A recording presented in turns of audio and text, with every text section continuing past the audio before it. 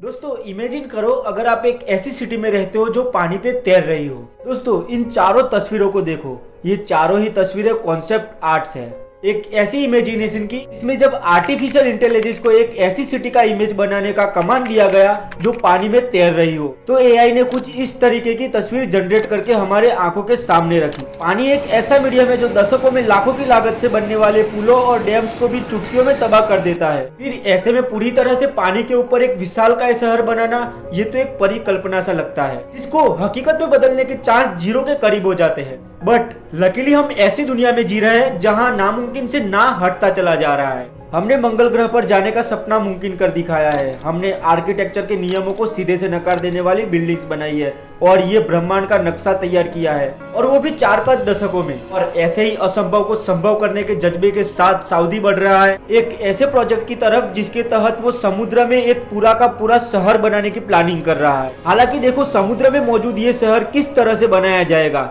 जमीन से दूर रहकर इस पे बेसिक रिसोर्सेज कैसे पहुंचेंगे, और सबसे बड़ी बात यह है कि समुद्र जैसे अनप्रेडिक्टेबल सोर्स ऑफ डिस्ट्रक्शन से ये शहर कैसे बच पाएगा। आज के इस वीडियो में हम इसी के बारे में बात करने वाले हैं। मेरा नाम है रिजवान लुआर और स्वागत है आपका मेरे एक नए एपिसोड।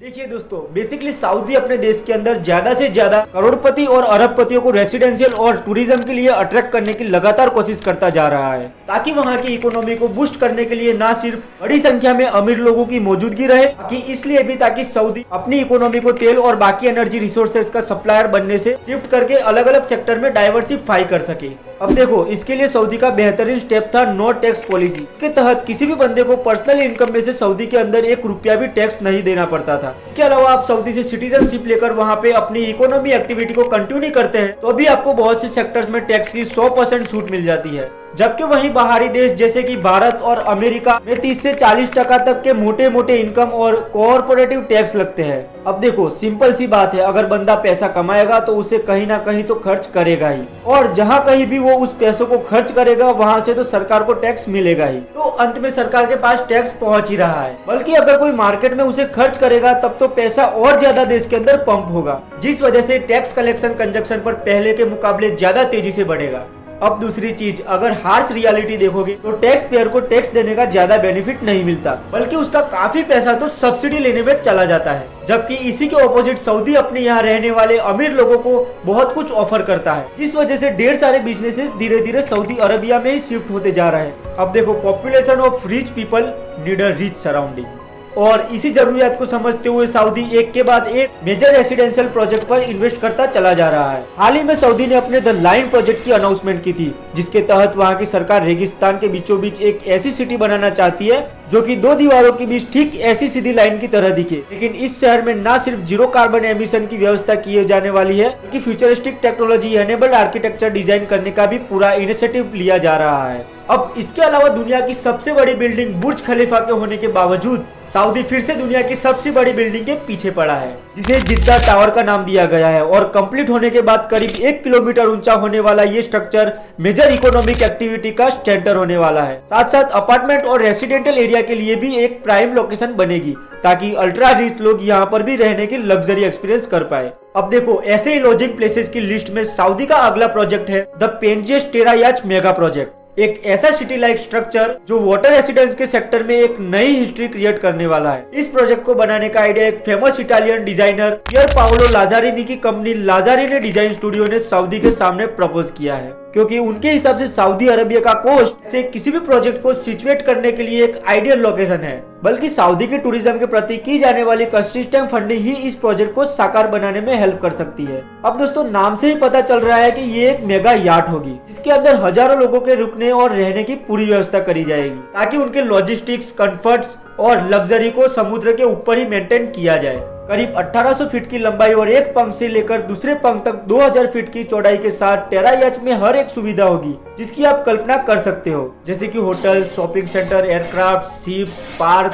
विलास वगैरह वगैरह। अब देखो, 19 प्राइवेट विलास, 64 अपार्टमेंट्स और सबसे निचले हिस्से के पोर्शन पे 30,000 क्लस्टर अपार्टमेंट्स के साथ इस यॉट के अंदर 60,000 मेहमानों को इनहेबिटेट करने की कैपेबिलिटी होगी, और उनके लिए ढेर सारी सर्विस भी होगी। लेकिन इस प्रोजेक्ट की सबसे बड़ी समस्या है इसे कंस्ट्रक्ट करवाना। देखो जब हम बात करते हैं जमीन पे किसी भी स्ट्रक्चर को बनाने की, तो हमें सिर्फ मोटा मोटा एक के ऊपर एक सीमेंट, ईंट, टाइल्स वगैरह लगाते हुए उसे तैयार करना होता है। पर एक वाटर स्ट्रक्चर पर काम करने के लिए बहुत सी चीजों का ध्यान रखना होता है, जैसे कि उस स्ट्रक्चर का बेस किसी ऐसी चीज से बना हो जिसकी डेंसिटी पानी से कम हो, उसकी हल्की डिजाइन कुछ इस तरह की होनी चाहिए लाखों मील सफर करने के बावजूद वो सारा इम्पैक्ट झेल सके। और अगर कभी समुद्र में भयानक तूफान भी आ जाए तो भी यात्रियों की सुरक्षा पर कोई भी आंच नहीं आनी चाहिए। अब इन सभी फैक्टर्स में से किसी में भी थोड़ी सी भूल होती तो हमको कुछ ऐसे देखने को मिलता है जैसे थोड़े समय पहले टाइटन सबमरीन में देखने को मिला था, जिसके हर डिजाइन फ्लो ने उसके एक्सीडेंट में एक अहम भूमिका निभाई थी। ये उन सैकड़ों पॉइंट्स में से कुछ ऐसी चीज है जिसकी वजह से सिर्फ एक वाटर स्ट्रक्चर को डिजाइन करने में सालों का समय लगता है, बल्कि उनके लिए कलेक्ट किए जाने वाले इक्विपमेंट्स भी महंगे होते हैं और उन्हें कागज से जमीन पर उतारने के लिए भी बड़े बड़े प्रोफेशनल लगते हैं। ऐसे में जब कुछ प्रोफेशनल कंट्रैक्टर्स ने इस डिजाइन को एनालाइज किया, लाज़ेरिनी के मॉडल के साथ साथ में कुछ स्ट्रक्चरल डिटेल पता चली, जिससे हम ये डिकोड कर सकते हैं कि आखिर इसको हकीकत में बदलना कैसे संभव किया जा सकता है। देखो, इसके कंस्ट्रक्शन के लिए सबसे पहले किंग अब्दुल्ला पोर्ट, जो कि ऐसे प्रोजेक्ट के लिए आइडियल लोकेशन जानी जाती है, वहाँ पर 1 किलोमीटर का एक सर्कुलर डैम कंस्ट्रक्ट करना होगा, जिससे कि उतने एरिया का पानी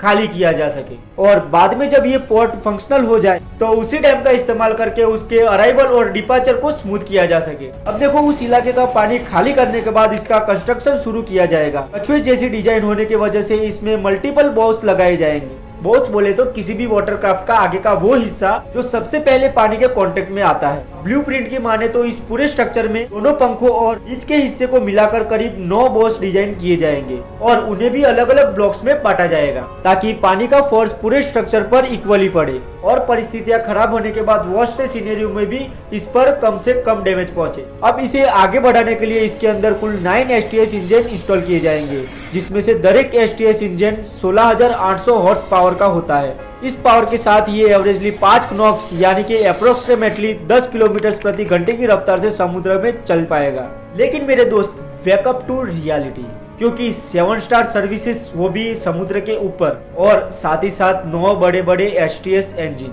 इनको पावर करने के लिए इतनी एनर्जी चाहिए होगी ना, जिसको स्पेयर करने वाली अभी तक मशीनरी नहीं बनाई गई। तो समुद्र के बीचों बीच इस टेरा याट को पावर कैसे मिलेगी, इसका जवाब भी हमें इस डिजाइन में मिल जाता है। देखो, डिजाइनर्स ने याट के ऊपरी हिस्से को पूरी तरह से सोलर पैनल से ढकने का सोचा है, जिससे कि ये इतनी ज्यादा सोलर एनर्जी स्टोर कर ले कि यहाँ ट्रेवल कर रहे सभी यात्रियों के इलेक्ट्रिक सप्लाई को इंजन को पावर करते वक्त भी मेंटेन कर पाए। अब इसके अलावा कुछ लोगों ने ये भी सजेस्ट किया है कि अगर इस स्ट्रक्चर के निचले हिस्से को कुछ ऐसे डिजाइन किया जाए कि गुजरने वाले पानी का इस्तेमाल करके ये हाइड्रो इलेक्ट्रिसिटी जनरेट कर ले, तो समुद्र के ऊपर सालों यात्रा करने के बाद भी इसकी एनर्जी सप्लाई कम नहीं होगी, क्योंकि इसकी एनर्जी का कारण नीचे गुजरने वाला पानी बन जाएगा। अब देखो, इस प्रोजेक्ट को प्रपोज करने वाले इसे लेकर इतने एम्बिशियस इसलिए है क्योंकि उन्होंने फ्लाइंग कार्स तक के लिए लैंड करने की जगह डिजाइन की है, जैसे कि आगे आने वाले टेक्नोलॉजी के एडवांसमेंट में ये पीछे ना रह जाए। मगर इस डिजाइन को कंप्यूटर स्क्रीन से कैमरे के रील पर लाने के लिए लगता है ढेर सारा पैसा, और इस प्रोजेक्ट के केस में वो ढेर काफी ज्यादा बढ़ जाता है। देखो, इसके आइडिया पर काम करने वाले लोगों ने कहा है कि इस पूरे प्रोजेक्ट के शुरू से लेके अंत तक बनाने में करीब $8 बिलियन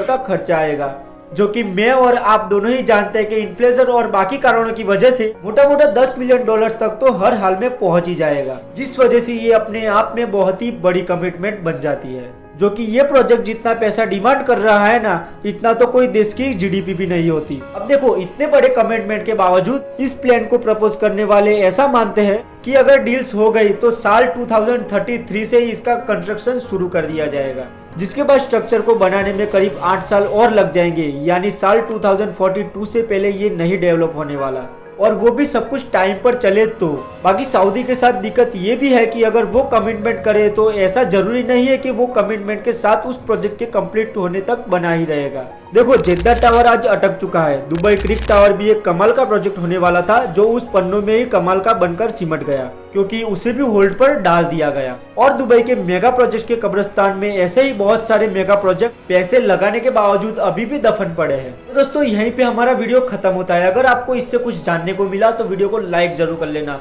और शेयर करना अपने फैमिली और फ्रेंड्स के साथ। चैनल को सब्सक्राइब करना बिल्कुल मत भूलना और बेल आइकन को ऑन कर लेना, ताकि आपको नए नए वीडियो के नोटिफिकेशन मिलते रहे। तो चलिए मिलते हैं नई वीडियो में, तब तक के लिए बाय बाय, जय हिंद।